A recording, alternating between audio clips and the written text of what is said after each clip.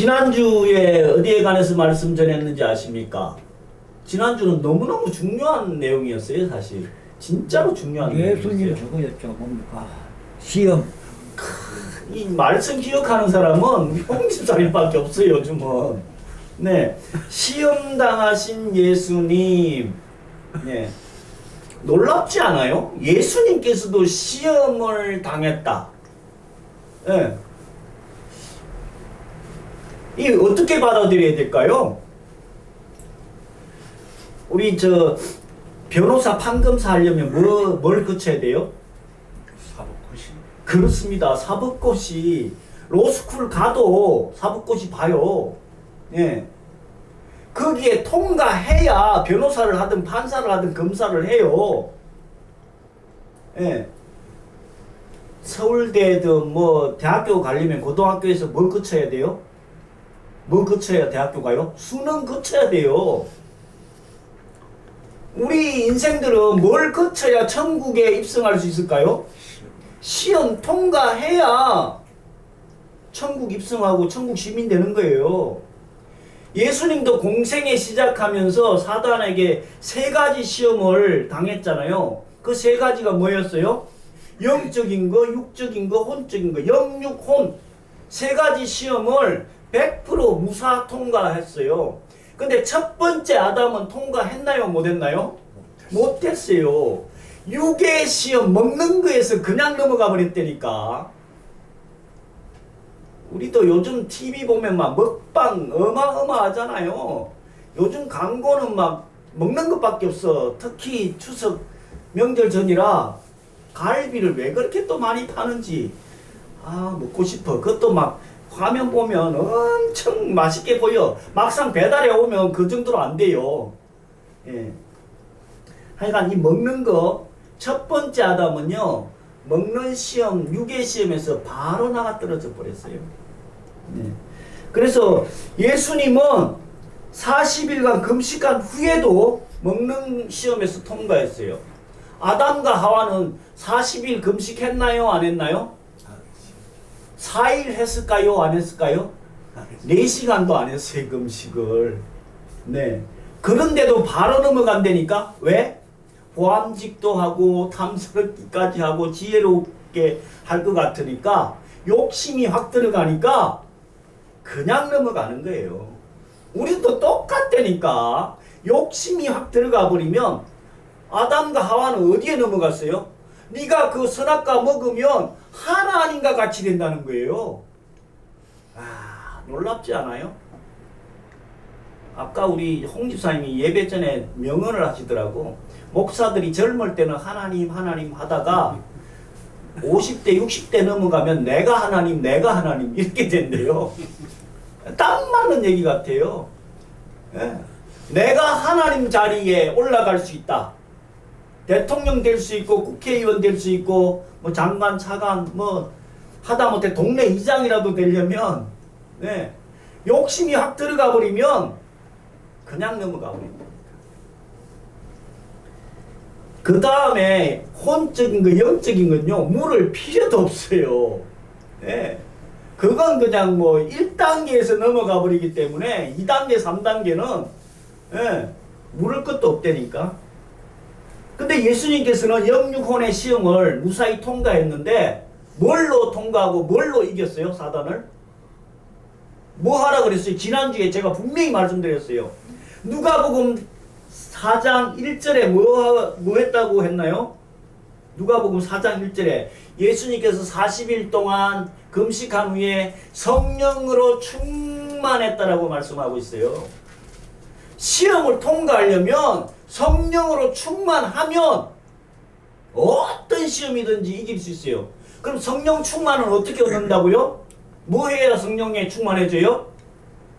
우리 성령 충만 막 이야기하는데 방법을 잘 모르는 분들이 있어요. 성령 충만하려면 첫 번째는 뭐 해야 되냐면요, 기도해야 돼요.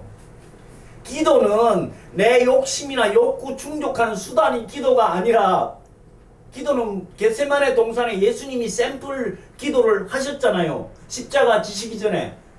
거기 핵심은 뭐예요? 내 원대로가 아니라 아버지 뜻대로 이루어지기를 원합니다. 이게 기도라니까. 아멘.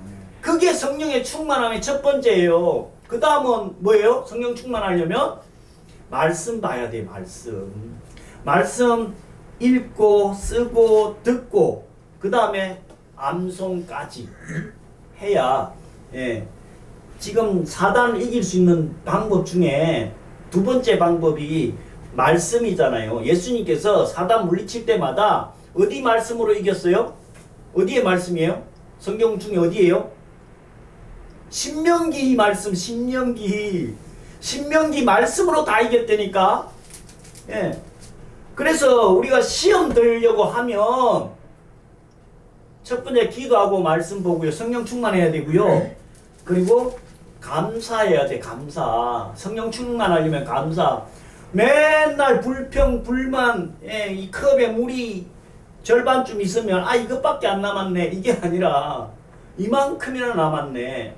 교인이 지금 한 명 있을 때를 예배를 안 드려서 봐서 그래.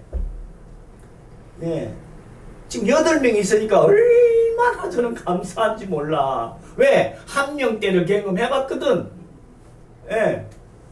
그래서 있는 그에 감사하면서 하나님 족한 은혜로 생각하면서 우리의 삶을 살아가야 된다니까. 그러다 보면 감사거리가 자꾸 늘어나요. 그게 성령 충만이에요. 그리고 늘 찬양해야 돼. 찬양. 세상 사람들은 뭐해요? 맨날 노래하잖아. 흥얼흥얼. TV만 보면 무슨 노래 프로그램이 그렇게 많은지 몰라. 제가 그거 보면서 뭐 느끼는지 아세요? 저 사람들은 낙이 뭐 있겠어. 저거라도 해야지.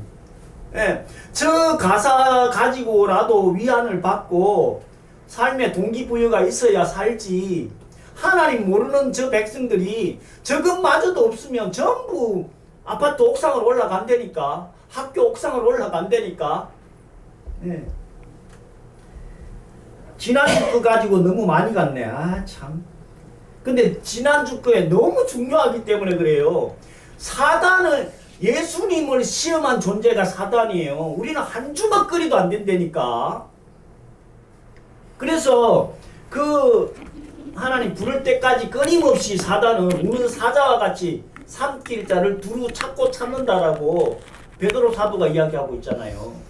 그래서 우리는 그 시험에 안 넘어가려면 항상 성령 충만하고 말씀 기도하면서 사단을 이겨가야 된다라고 지난주에 말씀을 드렸습니다.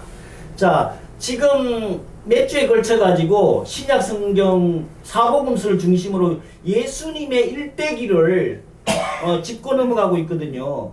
그래서 이제 지난주에는 예수님께서 공생애를 출발하기 전에 사단의 시험을 이기신 내용을 말씀을 전했고, 이제 본격적인 사역을 시작하는데, 본격적인 사역을 시작하면서 뭐를 하셨냐 하면은요, 제자들을 부르는 내용이 오늘 본문이에요.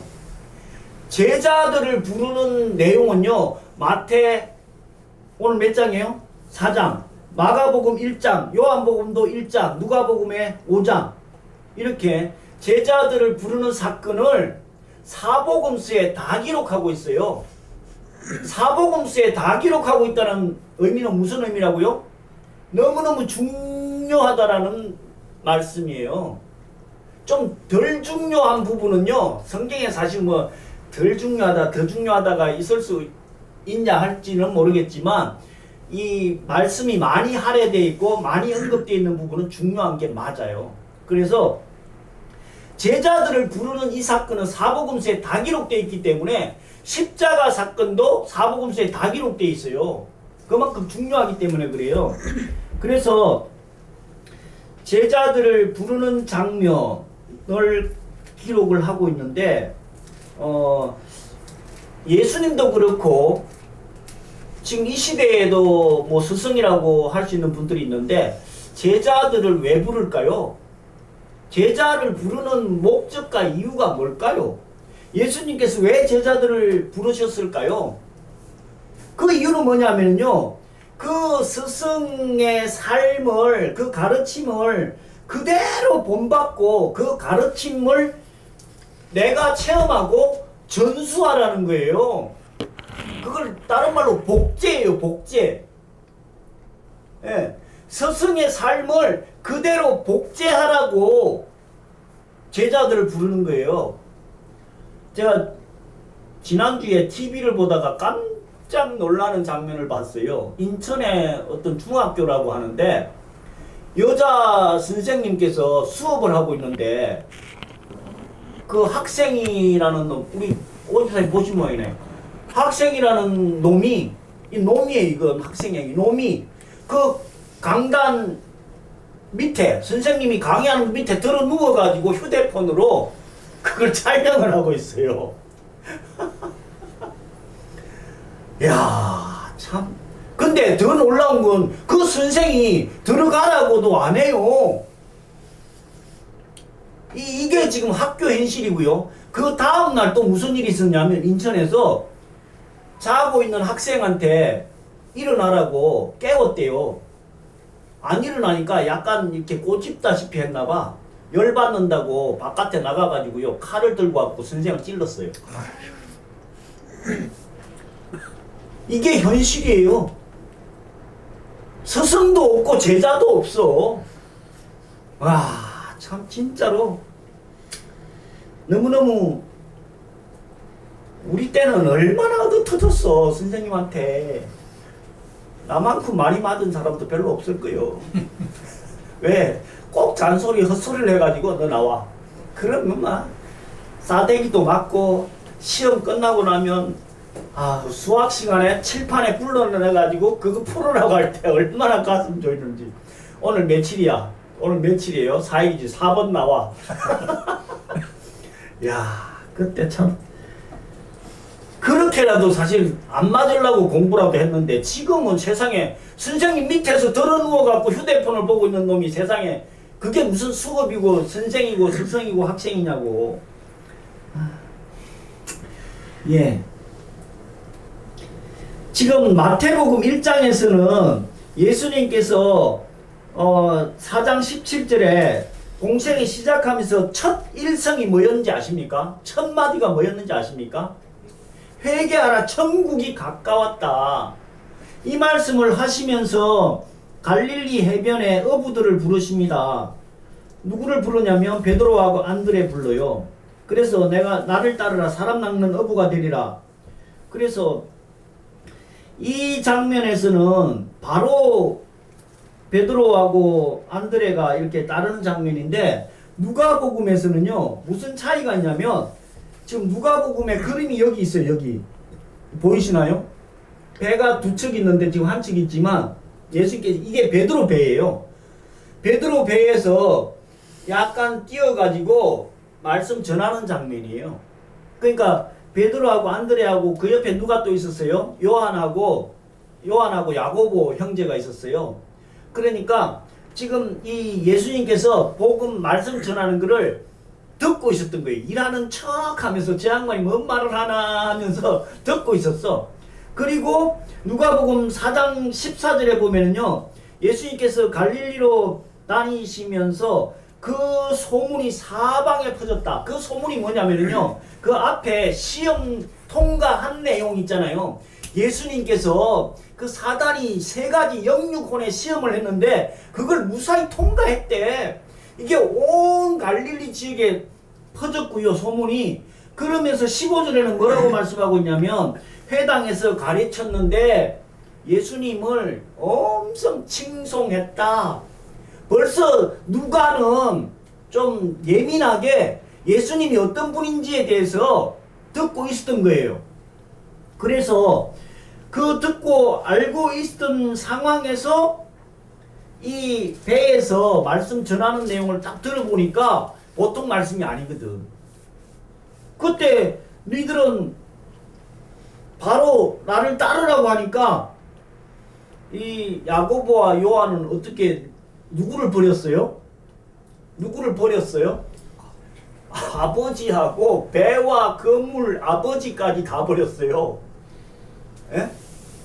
물론 그렇다고 해서 뭐 아버지를 완전히 버리다시피 그런 내용은 아니라 예수님이 어떤 분인지를 아니까 내가 하고 있던 그 주업, 네, 그 어부 일도 고기 잡는 일도 과감하게 버릴 수 있는 거예요. 왜? 가치가 비교가 안 되거든요. 저도 예수님 만나고 나서부터는요, 세상 그 99%는 다 버렸어요. 진짜로. 근데 안 버려지는 것도 안에 있긴 있더라고. 그래서 이 예수님의 12제자 안에는 못 들어가는 것 같아. 네. 가치를 알면 과감하게 내 생업을 버릴 수 있다니까? 왜? 하나님 나라, 천국, 영생을 바로 듣고 보고 계시니까.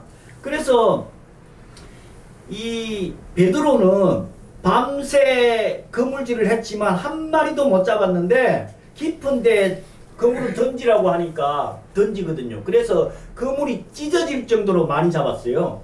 그래서 8절에 보면 베드로가 어떻게 합니까? 예수님의 무릎 아래 엎드려서 나를 떠나소서 나는 죄인입니다. 예. 베드로는 평생 고기 잡던 사람이에요. 그러니까 전문가 중에 전문가거든요. 그렇게 해가지고 밤새 고기를 잡았는데 한 마리도 못 잡았어. 그 예수님 깊은 데로 가서 그물 던지라고 하니까 좀 저는 바닷가에 살아봐가지고 잘 아는데 고기가 깊은 데 있을까요? 약간 얕은 데 있을까요? 약간 얕은 데 있어요. 네. 깊은 데 가서 그물 던지면요, 그물 잘 닿지도 않고요, 고기도 치도 힘들어. 그 물살이 세니까. 그래서 약간 비껴가지고 얕은 데 있거든요. 근데 이 양반이 지금 전문가도 아닌 양반이 깊은 데 가서 그물을 던지라고 하니까 지가 밤새 한 마리도 못 잡았지만 지금 뭐 들었어요? 배에 앉아가지고 배에 그물 정리하면서 뭐 들었어요? 예수님의 설교를 들었거든. 그러니까 내가 밤새 한 마리도 못 잡았지만 말씀에 의지하여 그물을 내리리다.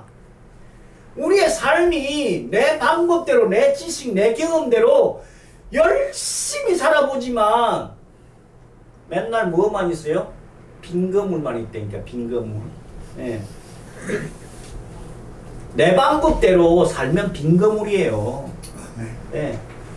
돈 많이 버는 사람들 그러면 뭐 많이 잡은 거 아니냐? 아니에요. 예수님 안 믿고 하나님 모르면요, 완전 빈 그물이에요. 빈손으로 가게 돼 있다니까. 그래서 그걸 깨달은 베드로는 말씀에 의지해서 순종했고, 순종할 때 그물이 찢어질 정도로 어마어마한 고기를 잡았고, 그 다음에는 뭐 했어요? 그 앞에 예수님 앞에 무릎 꿇고 나를 떠나소서 나는 죄인입니다. 자기 자신을 발견하게 된다니까요. 우리는 고수들 앞에는요, 무릎 꿇게 돼 있어요. 고수들 앞에는. 네.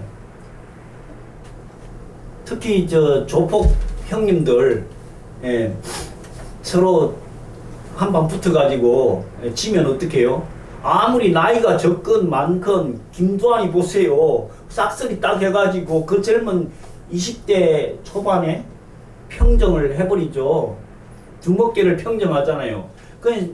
지 딴에는 세다라고 생각한 사람들도 예, 다 김두한이 앞에 무릎 꿇잖아요. 우리 당구 좋아하는 우리 홍 집사님하고 오 집사님, 당구 고수들 앞에는 무릎 꿇어야죠. 누구한테? 쿠드롱 앞에? 네. 베드로가 똑똑하고 잘난 건 바로 이런 것 같아요. 고수를 알아보는 거예요. 그래서 이 예수님께서 제자들 부를 때에 대부분이 좀 갈릴리 해변에 어부들이 많아요. 예. 어부들도 있고 형제들도 있어요. 베드로하고 누구하고 형제예요? 안드레하고 형제고요. 야고보하고 누구예요? 요한하고 형제잖아요. 이 형제들 같이 불러가지고 또 어부들이 많은데 이 사람들이 공통적인 거는 좀 세상 기준으로 보면 너무 기준에 좀 미달되지 않을까 하는 생각을 할 수가 있는 사람들을 많이 부른 것 같아요. 예. 그래서 미국의 그 헤드헌팅, 인력 컨설팅, 요즘으로 얘기하면 그냥 인력 개발원 같은 데서 예수님의 12제자들을 평가를 해봤대요. 요즘 기준으로 하면 어느 정도의 월급을 받고 직장에 취직할 수 있을까? 그랬더니 대부분은요, 단순 노무직 정도? 네. 단순 노무직 정도 할 수 있는 인력들이 대부분이래요. 그나마 회계나 경리 업무를 볼 수 있는 사람이 1명에서 2명 정도 있어요. 누군지 아세요? 유다. 네. 마태의 직업이 뭐였어요? 저거였잖아요. 마태, 세리였거든요. 저 네, 셈사. 그 정도로는 조금 경쟁력이 있는데, 그래서 이 좀 중견 기업의 회계나 경리 정도 맡을 수 있는 직장 생활 어느 정도 경쟁력 있게 할 수 있는 사람은 가룟 유다밖에 없대요. 왜? 가룟 유다는 뭐 했어요? 돈 맡은 사람이잖아요. 회계 전문이에요. 근데 이 돈 맡은 사람의 채우는 어떻게 돼요? 맨날 계산만 하다가, 예, 돈 만지다 보니까 돈 만지면 타락하게 돼 있다니까. 예수님 빨리 대통령 되세요, 왕이 되세요. 그럼 내가 재정경제부 장관 한 자리는 해야 될 거 아니에요. 아니야, 난 그런 거 하려고 온 사람이 아니요. 난 십자가에 죽을 거요. 완전 실망해버린 거예요. 그래서 어차피 그냥 말 안 들으니까 노예의 몸값, 요즘으로 얘기하면 한 1,500만 원 정도? 예. 요즘 돈으로 환산하면 한 1,500만 원 정도 받고 팔아버리잖아요. 참. 제자들이 지금 사도행전 1장에 11명의 이 오늘 본문에는 인물들이 나오는데, 이 11명이요, 사도 요한만 빼고 전부 다 순교예요. 사도 요한도 사실은 죽이려고 기름 탱크에, 기름 가마에 던졌는데 튕겨서 나왔어요. 하나님 살려주셨어요. 그래가지고 이 사도 요한은 누구를 부탁했어요? 예수님께서 십자가상에서 육의 어머니 마리아를 부탁했잖아요. 그 육의 어머니 돌아가실 때까지는 계속 살았어야 돼. 그래서 거의 100세 가까운 장수를 하셨어요. 물론 그 밤모습에 유배도 가고 했지만은, 나머지 사람들은요 전부 다 순교예요. 바돌로메, 나다나엘 같은 경우는요 산채로 껍데기를 다 벗겼대요. 산채로 껍데기를 다 벗기고요. 그 다음에 셀로신 시몬은요 톱으로 사람을 켜서 잘라갖고 죽였대요. 예. 베드로는 어떻게 죽었어요? 십자가를 거꾸로 매달려서 죽었어요. 뭐 하여간 12명 전부 다 그 요한 빼고는 전부 순교. 예. 그래서 이 사람들이 왜 예수님을 위해서 순교를 각오하고 끝까지 갔을까요? 뭐 때문에 그랬을까요? 뭐 때문에? 왜? 천국 영생을 예수 그리스도가 가르친 그 뜻이 뭔지를, 가치가 어디 있는지를 알았다는 거예요. 이 땅이 끝이 아니라 영원한 세상이 있다는 것을 깨달았기 때문에 내 목숨 정도는 초계와 같이 버릴 수 있다는 거예요. 가치를 아니까 배도 버리고 그물도 버리고 부모도 버리잖아요. 가치를 알면 내 목숨 정도는 순교해도 영원한 세상이 있다는 걸 알았기 때문에 순교까지 간 거예요. 지금 이 시대에, 아니 예수님 시대에 우리 같은 동네에 살았으면 우리 뭐 했을까요? 나는 예수님 빨리 쫓아가서 제자 되었으면 좋겠어. 그러지 않아요? 근데 이것도 또 계산이야. 예, 막상 또 그 시대에 살았으면 아이고 저 양반 뭐 조금 한다고 따라갈까? 이럴 수 있을런지 모르겠는데, 예수님이 오늘 요한복음 6장 보면은요, 예수님께서 살과 피를 먹고, 예, 나 같은 삶을 살아야 될 거야 막 이야기하니까 엄청난 사람들이 다 떠나가 버렸어요. 예수님께서는요 제자들을 강제로 끌어온 게 아니에요. 선택은 예수님께서 이렇게 했지만 최종 선택은 본인들이 했어요. 요한복음 6장에 보면 수많은 사람들이 예수님 제자 되겠다고 쫓아왔다니까. 그러다가 요한복음 6장의 말씀 듣고 다 떠나가 버렸어요. 그래서 베드로한테 니들도 가려냐 하니까 영생의 말씀이 여기 있사온데 우리가 어디로 가오리까? 예수님을 제대로 알아본 12명만 남아 있었던 거예요. 그럼 이 시대에 예수님께서 우리를 똑같이 제자로 부르고 계신다니까요. 똑같이. 아니 12명의 이름이 저는 여기 사도행전 1장에 13절 이름이 너무너무 부러워요. 근데 그걸 부러워할 게 아니라 지금 이 시대도 하나님께서는 우리를 부르고 계신다니까 내 제자가 되라고. 예. 예수님의 제자가 되면 얼마나 좋겠냐고요. 요한계시록 보세요. 요한계시록 보면 12사도의 반열이 이건 형언할 수가 없는 자리예요. 영원히 12사도의 반열은요 정말 대단하거든요. 그걸 부러워만 할 게 아니라 우리가 똑같이 지금도 부르고 계시기 때문에 제자의 삶을 살면 되는 거예요. 네. 근데 그걸 못 깨달아. 지금 예수님 눈에 안 보인다고. 네.